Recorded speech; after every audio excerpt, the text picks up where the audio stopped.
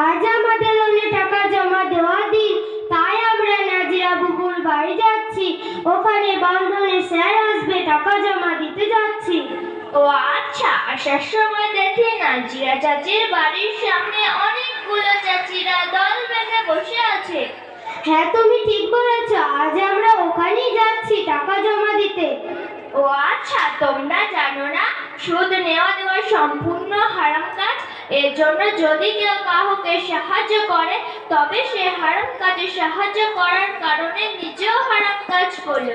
আর তোমরা এরকম বেপরদার সাথে পরপুরুষের কাছে লোনের টাকা জমা দিতে যাচ্ছ।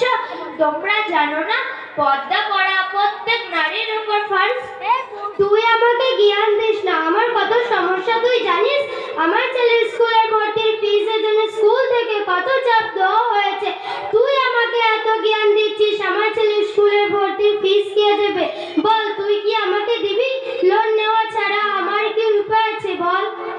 শোন আসিয়া, জ্ঞান তো অনেক সহজ।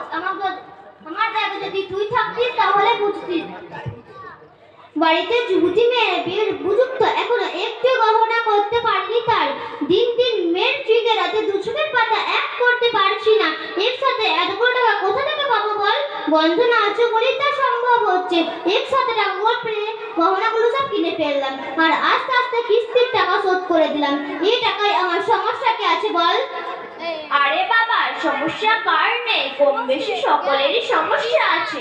তাই বলে কি হারাম পদ্ধতিতে নিজের সমস্যার সমাধান করবে?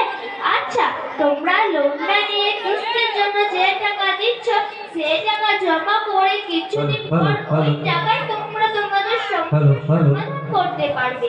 আর হারাম পদ্ধতিতে নিজের সমস্যার সমাধান করতে হবে না। আচ্ছা, এটা কি করে হারাম কাজ হলো? আমরা একসাথে কিছু টাকা নিয়ে সেটা আস্তে আস্তে কিস্তিতে ফেরত দিয়ে এই টাকায় আমাদের সমস্যা কি আছে আমি বুঝতে পারছি না। তোমরা এই পার্থক্য জগৎকে অনেক চাকচিক্য দেখছো। আজকে আমি তোমাদের কিছু প্রশ্ন করব, তোমরা তার উত্তর দেবে। হ্যাঁ, দেব। আচ্ছা, তোমরা কুকুর দেখেছো? হ্যাঁ, দেখেছি। আচ্ছা বলো তো কুকুরের কয়টি বাচ্চা হয়? সকলে জানে যে কুকুরের বছরে 4টা 5টা করে বাচ্চা হয়।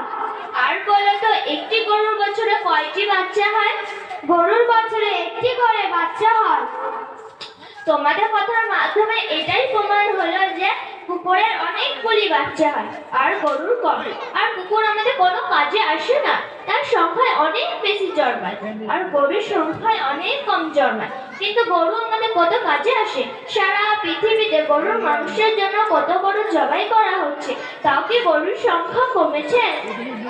হ্যাঁ, তুমি ঠিক বলেছ, গরু কম বাচ্চা দেওয়া সত্ত্বেও গরুর সংখ্যা কমছে না, আর কুকুরে বেশি বাচ্চা দেওয়া সত্ত্বেও কুকুরের সংখ্যা কম। আচ্ছা বলো তো, ওই টাকা নেবার পর তোমাদের কি কোনো উন্নতি হয়েছে? এটা কিন্তু ঠিক, ওই টাকা নেওয়ার পর আমাদের কোনো উন্নতি হয়নি, বরং আমাদের ক্ষতি হচ্ছে।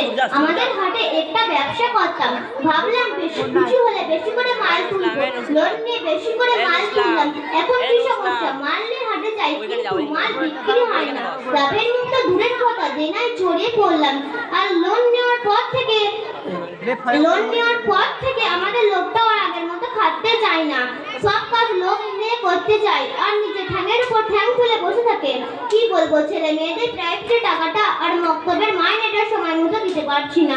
এর থেকে লজ্জার বিষয় কি হতে পারে? তোমাদের কথার মাধ্যমে এটাই প্রমাণ হলো যে হালাল সম্পদে বরকত আছে আর হারাম সম্পদে বরকত নাই।